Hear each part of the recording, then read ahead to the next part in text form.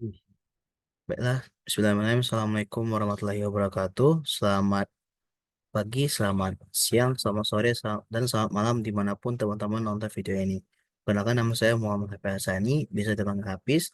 Kali ini saya akan memberikan sedikit penjelasan terkait dengan apa itu manajemen proyek SI, TI, Microsoft Project, dan juga nanti akan ada pendemoan Microsoft Project dimulai dari penginputan task dan juga nanti sampai ke predecessor. Jadi langsung aja secara singkat. Jadi menurut itu ini definisi menurut saya dan mungkin ada beberapa definisi lainnya. Namun ini menurut insight saya dan menurut pikiran saya sendiri. Jadi manajemen project itu atau manajemen proyek itu adalah sebuah ilmu atau keterampilan yang dimana yang dimana itu mengajar kita untuk bagaimana caranya untuk mengelola proyek, mengelola anggaran, kemudian mengelola jadwal proyek dan lain sebagainya. Jadi kurang lebih seperti itu untuk manajemen proyek. Nah, seperti apa sih contoh-contoh manajemen proyek itu? Seperti proyek konstruksi jembatan, misal pembangunan jembatan, atau mungkin seperti proyek renovasi rumah. Lalu kalau misalkan di kota kayak di Indonesia ini yaitu IKN, proyek ibu kota IKN. Nah, kalau lebih seperti itu. Nah, dalam proyek inilah nanti itu akan dibantu tools yang namanya itu MS Project. Nah, nanti akan dijelaskan lebih singkat. Nah, kemudian ada roles dari project management itu namanya itu project manager. Nah, project manager ini tuh eh, tugasnya adalah sebagai orang yang bertanggung jawab terhadap proyek tersebut. Misalnya nih, kalian dibagi dalam satu tim di sebuah company atau dalam sebuah perusahaan. Nah, nanti satu orang yang dalam tim itu akan bertanggung jawab, akan menanggung responsibility-nya terhadap proyek yang sudah dibikin. Jadi, misal dalam satu tim itu misalkan dia tim bagian yang ngecek tanah gitu. Nah, maka bukan cek tanah sih, lebih kayak mungkin yang mengatur semua gitu. Nah, intinya itu manajer proyek itu dia yang mengatur semuanya. Kurang lebih seperti itu. Maafkan saya. Lalu kemudian kita lanjutkan dengan MS Project. Sebelumnya manajemen proyek STI ya. Jadi manajemen proyek STI itu kurang lebih hampir mirip, cuman bedanya itu lingkup bidangnya. Nah, yang mana manajemen proyek itu kan dia luas tuh lingkupnya dan sebagainya. Nah, kalau manajemen proyek STI dia lingkupnya itu hanya di bidang-bidang seperti di sistem informasi atau di information technology atau di IT. Jadi seperti di ilmu komputer, seperti di sistem informasi atau mungkin di informatika dan lain sebagainya. Jadi kurang lebih seperti itu untuk manajemen proyek SDI. Jadi misal proyek pembuatan atau pengembangan aplikasi atau mungkin proyek memasang sebuah aplikasi di komputer misalnya kurang lebih seperti itu. Jadi ya tergantung proyeknya apa dan sebagainya. Tapi itu disebut dengan namanya manajemen proyek SDI. Nah, kemudian ada tools yang bisa membantu manajer project itu yang namanya itu Microsoft Project ini mana MS Project ini tuh fungsinya untuk membantu manajer proyek atau project manager itu untuk mengelola proyeknya, membuat jadwal proyek tersebut, kemudian membuat durasi waktu yang dibutuhkan berapa bulan, kemudian mengelola biaya atau anggaran, kemudian bisa juga dibikin untuk bikin laporan, laporan kemajuan, eh, laporan laporan akhir dan lain sebagainya.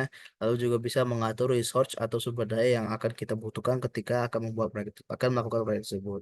Nah, mungkin itu secara singkat terkait dengan definisinya dan lain sebagainya. Mungkin kita langsung aja saya screen, kita langsung aja masuk ke projectnya gitu. Jadi kurang lebih ini adalah tampilan MS Project. Jadi ini dalam sini sudah saya masukkan beberapa tugas gitu kan. Jadi eh, ini namanya itu adalah Gantt chart. Nah, Gantt ini yang bagian ini namanya itu Gantt diagram. Sedangkan ini namanya Gantt chart. Nah, yang bulat abu-abu ini itu tulisannya ini kan Saturday dan Sunday. Nah, di sini itu adalah working time-nya itu. Jadi yang kita ketahui kan hari kerja itu kan Minggu hari Senin sampai hari Jumat. Sabtu Minggunya libur. Nantinya kita bakal mengganti hal tersebut itu dengan menggunakan yang namanya itu change working time. Dan ini kita akan ganti hari Sabtu itu menjadi hari kerja sehingga abu-abu ini hanya tersisa nanti di hari Minggu. Dan nanti kita akan juga buat hari hari libur yang akan dibutuhkan ketika pembuatan proyek tersebut. Misalkan di hari apa kita libur dan sebagainya. Kalau lebih seperti itu. Nah, ini untuk tugas-tugasnya mungkin kita bisa langsung saja. Jadi ada dua, itu ada dua penugasan yaitu namanya itu main task dan juga subtask. Nah, main task itu kurang lebih yang bisa dibilang tugas inti dari proyek tersebut. Misalkan poin A ini misalkan analisa desain sistem, maka nantinya misalkan subtasknya misalkan analisa sistem ini, membuat event, membuat DFD dan lain sebagainya. Nah, itulah namanya subtask. Dan ini namanya main task. Nah, bagaimana caranya kita bisa mengelompokkannya? Jadi caranya kita cukup membloknya dari sini atau bisa dari analisis dari sistem tersebut juga. Jadi kita blok semua ke bawah. Setelah kita blok semua, kita klik yang di atas ini namanya itu indent. Nah, indent ini nantinya yang tugas ini itu setiap tugas akan menjadi eh apa tuh? Akan menjadi subtask. Nah, kayak gini.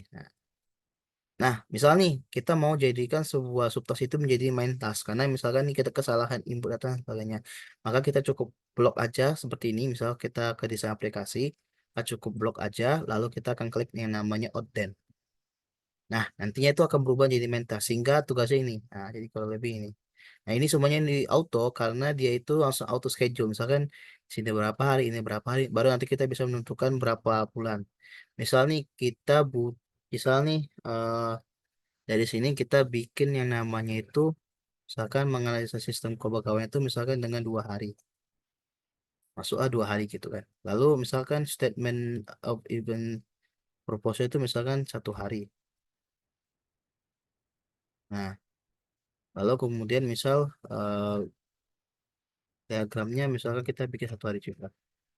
Nah, kemudian kita misalkan dua kampus data, kemudian prosesnya itu juga 2, lalu entity-nya mungkin 1 hari, lalu kemudian dokumentasinya 1 hari. Nah, jadi kurang lebih seperti ini. Jadi apa tuh namanya? Itu terkait dengan durasi harinya. Jadi durasi harinya bisa bebas kita mau berapa hari gitu kan tergantung dengan yang kita butuhkan. Jadi sini ada satu, dua, tiga, empat, 4,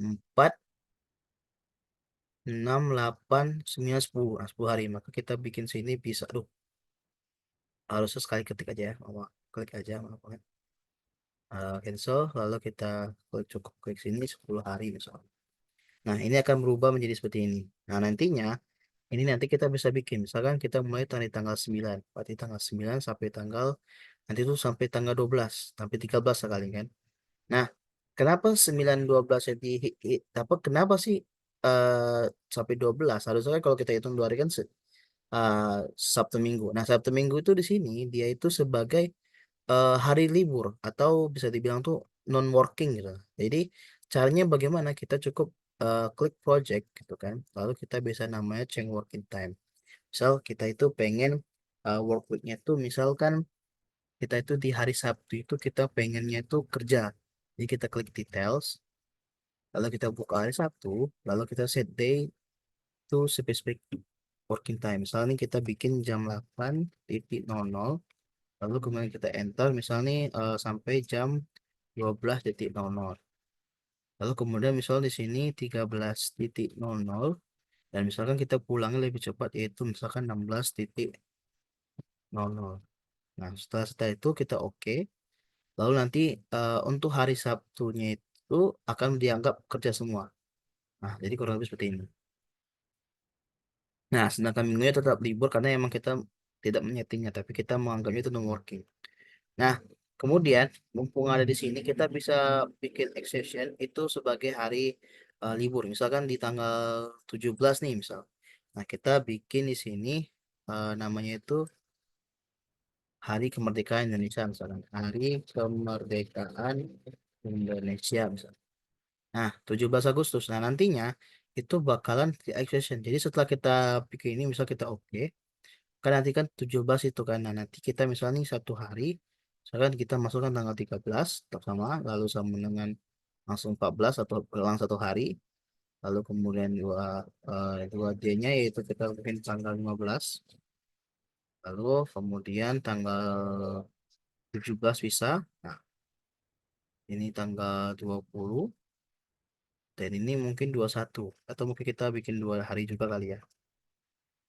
Jadi di sini kurang lebih itu 20, 21. Nah, jadi ini kita bikinnya 11 hari. Yuk.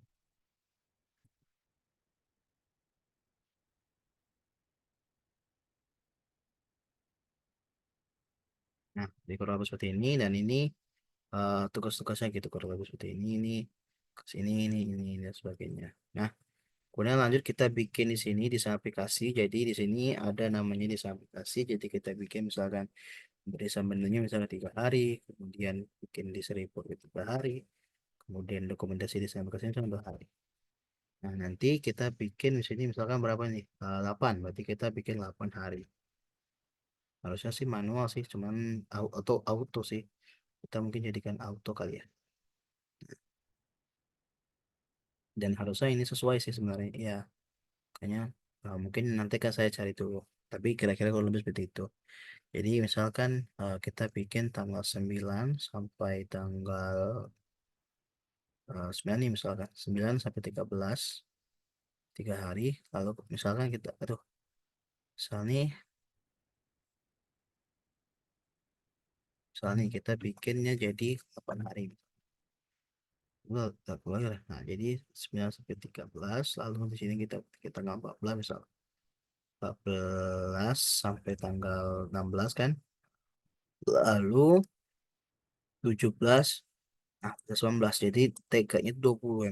Jadi misalkan cuma sekedar ini aja sih, patok aja gitu. Nah, kalau misalkan. Nah, itulah terkait dengan namanya itu, apa tuh namanya?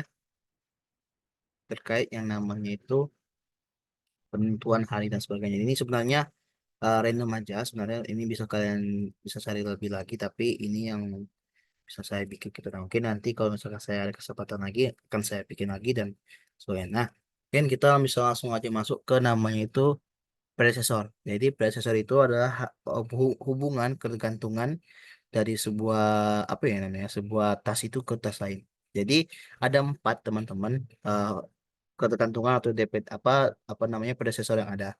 Yang pertama itu start to start. Nah, jadi start to start itu adalah sebuah tugas proyek A, dan proyek B itu tugasnya itu harus barengan mulai. Jadi misalnya nih, A dan B ini harus barengan. Jadi dia tuh majunya tuh bareng. Jadi nggak perlu kayak misalkan yang A dulu selesai baru B gitu, nggak. Tapi barengan. Jadi start tuh kita barengan kerjanya bareng-bareng gitu. Nah, pokoknya gitu. Nah, ada namanya finish to finish. Nah, finish to finish itu kebalikan dari start to start. Yang di mana proyek A dan proyek B itu harus selesai barengan.